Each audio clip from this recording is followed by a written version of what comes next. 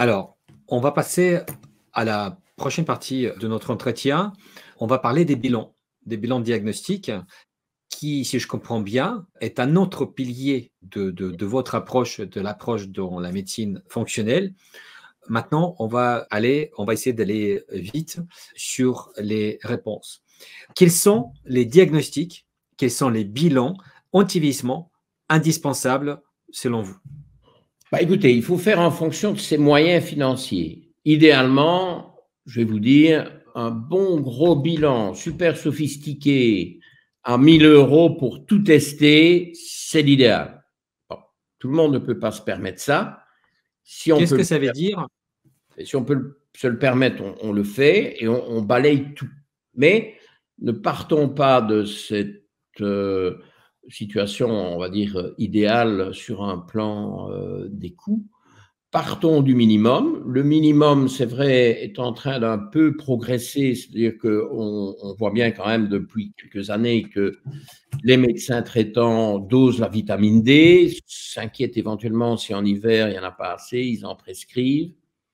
Petite parenthèse sur la vitamine D, il faut la prendre une certaine dose quotidienne et pas des ampoules buvables à dose totalement supraphysiologique une fois par mois ou une fois par quinzaine. C'est une aberration. Hein. On prend le soleil idéalement un peu tous les jours. On ne se met pas dans un grill ou un barbecue une fois un dimanche par mois. Okay, je veux Qu'est-ce bien. que ça veut dire concrètement? On parle de quelle quantité de la vitamine D C'est puisqu'on en parle? totalement aberrant. On ne doit jamais prendre des ampoules buvables de vitamine D de 25, 50 ou 100 000 unités. On doit prendre 2500 unités par jour. En tout cas, en hiver, en été, pas nécessairement. Ça dépend un peu aussi où on vit et quel type de peau on a. Plus la peau, évidemment, est sombre, plus on a besoin d'une aide parce que les rayons ultraviolets sont filtrés. Mais la vitamine D est quelque chose qui se prend quotidiennement à dose suffisante. Alors, il y a des doses, je dirais, les AJR, les apports journaliers recommandés de 800 unités, etc., c'est des placebos. Hein, ça n'a aucun sens. Je vous parle de 2500 unités en hiver, ça me paraît raisonnable, mais pas 50 000 unités toutes les 3 semaines. Ça, c'est encore une erreur. On a la preuve que ça ne fonctionne pas bien. Mais donc la vitamine D, ça, c'est la base.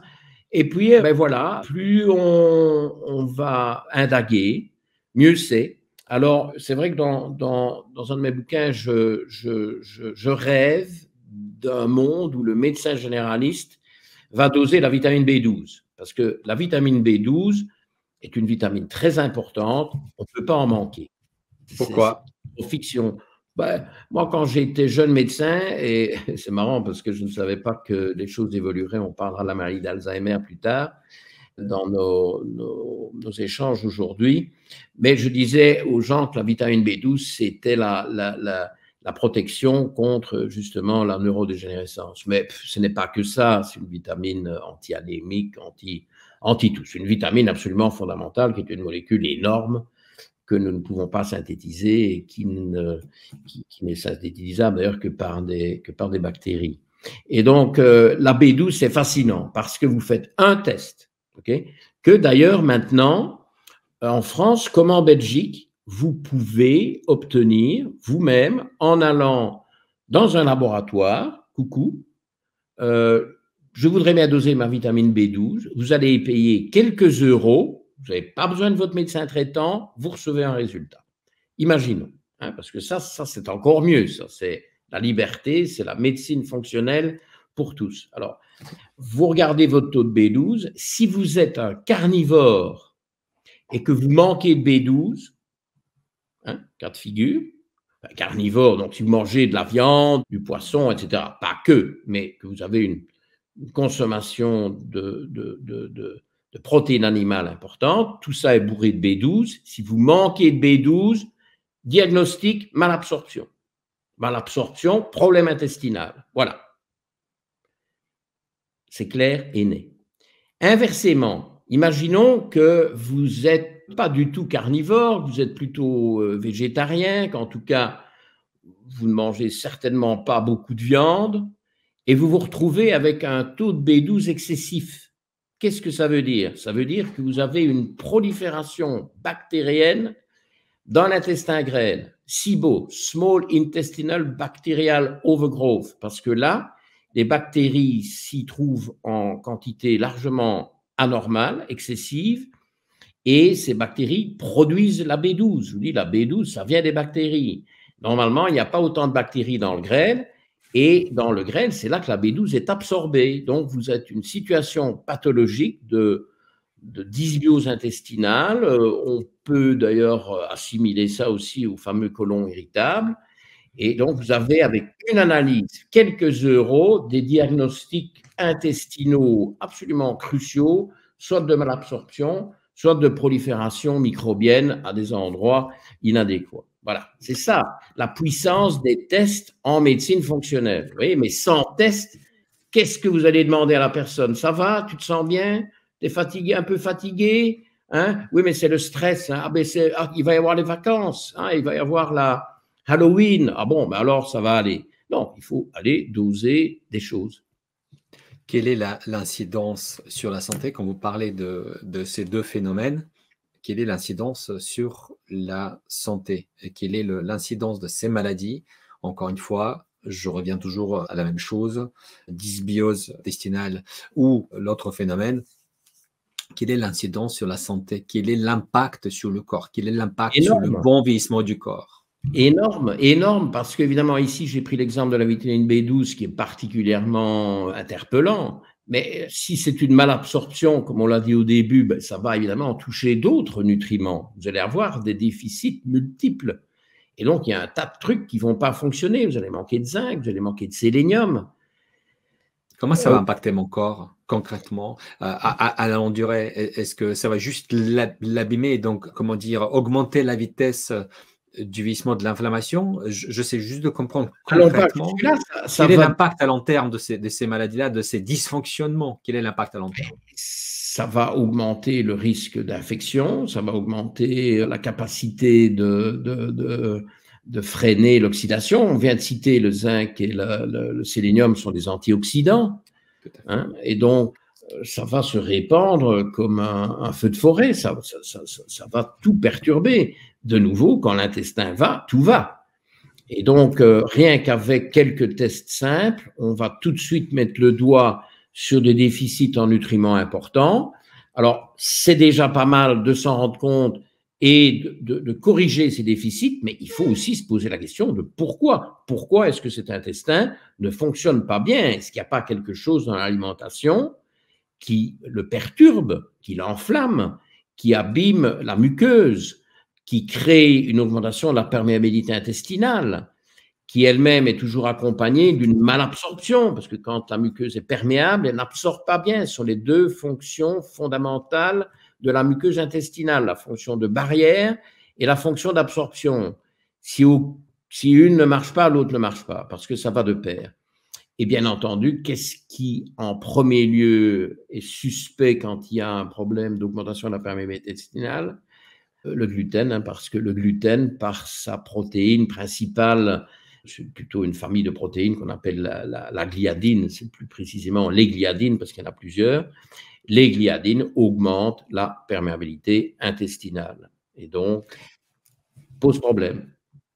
Docteur Mouton, on va maintenant essayer de diviser les tests en deux catégories.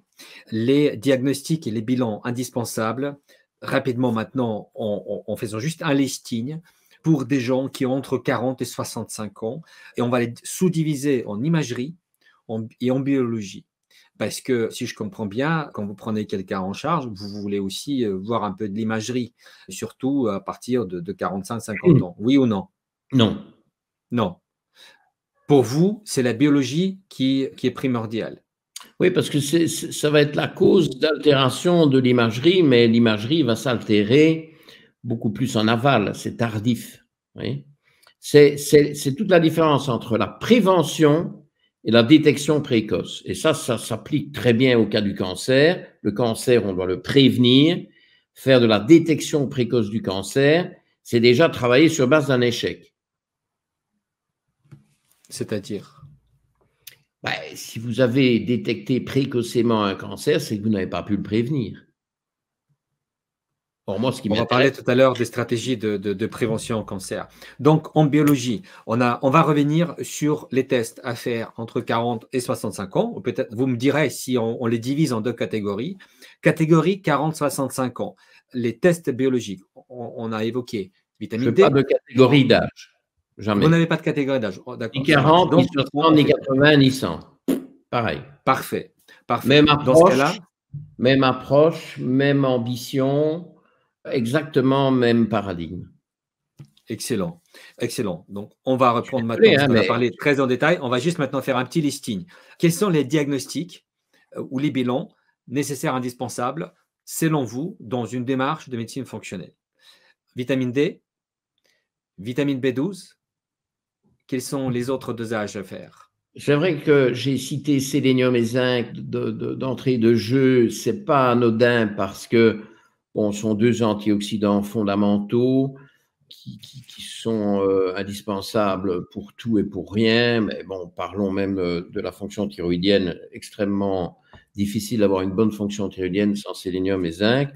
L'iode doit être évoqué aussi. Le problème, c'est que l'iode est tellement peu abondant dans le sang que c'est pas très fiable de doser l'iode dans le sang. On préfère le faire dans l'urine. Là, on va avoir une idée. Mais pour revenir au sélénium et au zinc, il y a énormément de déficits, ok, qu'on peut corriger en partie par l'alimentation, notamment le sélénium. On peut avoir recours aux noix du Brésil sans tomber dans l'exagération parce que c'est assez allergisant, mais c'est le seul aliment qui raisonnablement peut apporter des quantités significatives de sélénium. Donc voilà, si on détecte un déficit, on va le corriger et on va se dire, bah, tiens, ce serait peut-être bien que je mange une noix du Brésil par jour, la plupart du temps, quand j'y pense en tout cas, et ce sera déjà pas mal. Bon, ben, le zinc, c'est beaucoup plus difficile à renflouer, surtout chez les gens stressés. Mais ce sont des nutriments tellement importants qu'on ne peut pas vraiment se permettre de voguer sur des déficits significatifs dans les deux. Donc ça, je trouve que les médecins généralistes peuvent faire ça. C'est pas très coûteux. Vous pouvez aussi obtenir les tests en direct dans un laboratoire.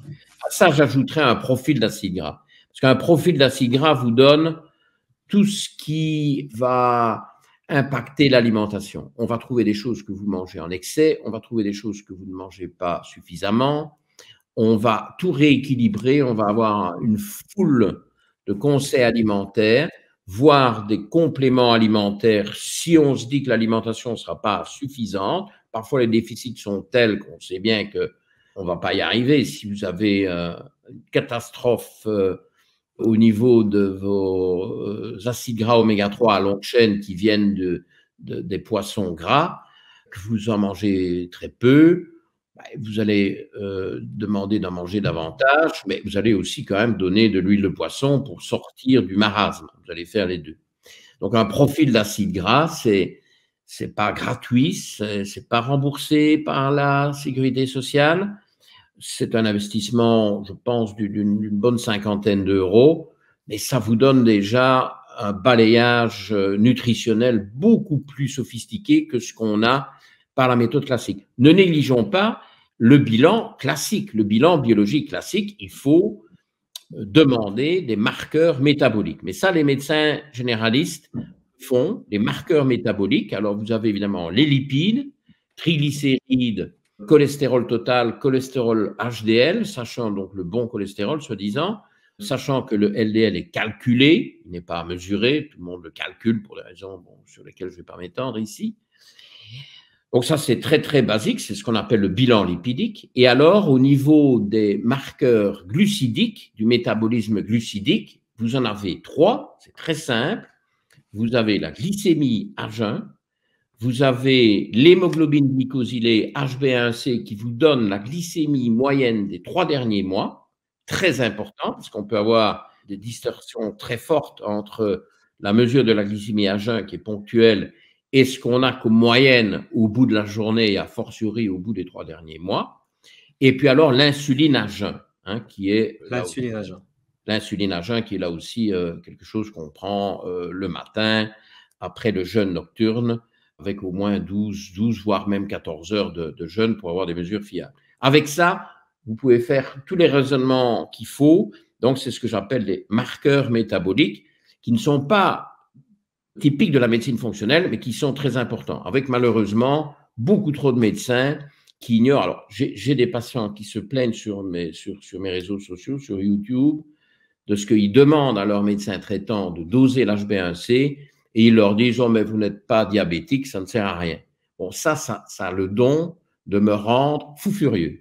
Mais fou furieux.